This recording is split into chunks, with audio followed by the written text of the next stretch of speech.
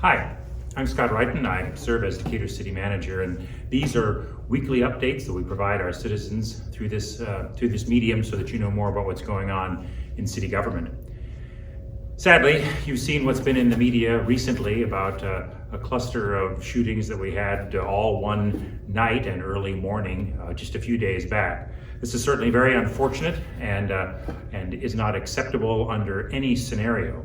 While it remains true that the number of these incidents in Decatur is still below Champaign's and Springfield's and several other downstate communities, any shooting and any kind of violence like this is unacceptable. I want you to know that the Decatur Police Department is doing a very good job. They have a fairly high solve rate on these crimes. Sometimes the rate at which these cases are solved and perpetrators are found and dealt with properly doesn't get as much reporting in the media as the initial crime itself does. But we have a very good police department, very professional police department, and the mayor and city council have equipped them with the tools necessary to do their job.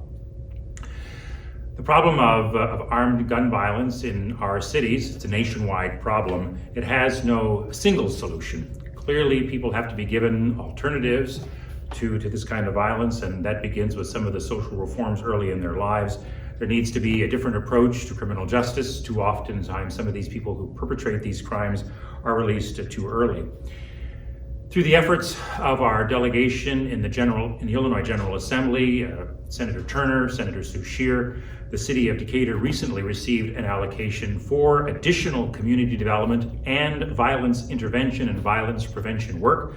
We're working on what might be the best use of some of those funds. On a very personal and individual level, you might be a person or you might know someone who could be a part of the solution. We are always looking for qualified police officers. Unfortunately, some of the dialogue about local law enforcement that has happened throughout our country since the unfortunate incident in Minneapolis involving George Floyd has contributed to a radical decrease in the number of people who realize that being a police officer would be a good career.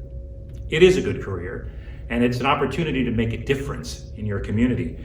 And so if that is of interest to you, please contact our police department or the City of Decatur's Human Resources Department. Unemployment here in the Decatur area is actually down a little bit, which may seem a little bit confusing when you also juxtapose that number against the fact that the number of people who are looking for work is up, and that the number of open and available jobs here in Decatur is nearly 2,000. So how is it that there's nearly 2,000 empty jobs that aren't going filled, and almost all of the major employers in Decatur are saying that their biggest problem is they can't find enough people, yet although unemployment is down, it's still too high. I think what we've discovered, at least here in Decatur, is that that's what contributes to the fact, to that situation, is that people are not really job ready, either to be in the workforce at all with some critical skills, everything from knowing the basic work culture to being literate, as well as the fact that they may have had a job in a different category and that's not available anymore, and so they have to retool their skills. So because of that, the City of Decatur, along with the Decatur-Macon County Economic Development Corporation and several other local partners, including Workforce Solutions, are engaged in what we call an employment ecosystem analysis, so that we can actually meet with a lot of different people, some of whom have been displaced, as well as employers, to better understand why that's the case.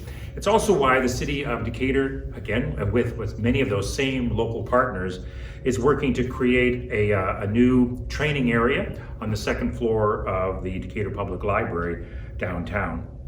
We simply don't have enough workers to fill all the spots, and while recruitment and advertising and improved benefits and compensation will certainly be a part of fixing that, also, and this is where the City of Decatur will be playing a greater role, is in helping people retool and prove up some of their job skills so that they can get better than minimum wage jobs and have a better life as a result of that. A couple of other things I want to mention about the city is that, and I mentioned this in a previous video, but you can see it yourself down in Basin 2 at Lake Decatur, is that the additional docks and boat slips that the city has arranged for, we're not building them, G&H Marine, a private company here in Macon County, is building them. as a result of a cooperative arrangement with G&H Marine and the Decatur Park District. They'll be adding 40 new slips. Recently they were constructed on one side of the breakwater, and now those have been floated around to their permanent location. In fact, the road next to the lake is closed today to facilitate some of the utility adjustments and connections that will be necessary to do that. What we've discovered is that the demand for additional boat docks and slips, especially of this type, that are covered and more readily accessible, and as well as meeting all the safety and code requirements, has been pent up for a while because the city hasn't allowed additional dock and slip developments. And so the waiting list for the next set, even beyond these 40 that have been built, is continuing to grow. If you have an interest in having a dock space for your boat, or you want to rent a slip, contact the offices of the Decatur Park District, because they're managing that under our arrangement, so that we always have an up-to-date list when it comes to making decisions about the next stage of dock improvements. The roughly 10 minutes or so that I take to do these videos every week is oftentimes not enough to talk about all the things that are going on in city government. So I want to invite you, if you have the time, to come out for the once-a-year State of the City address.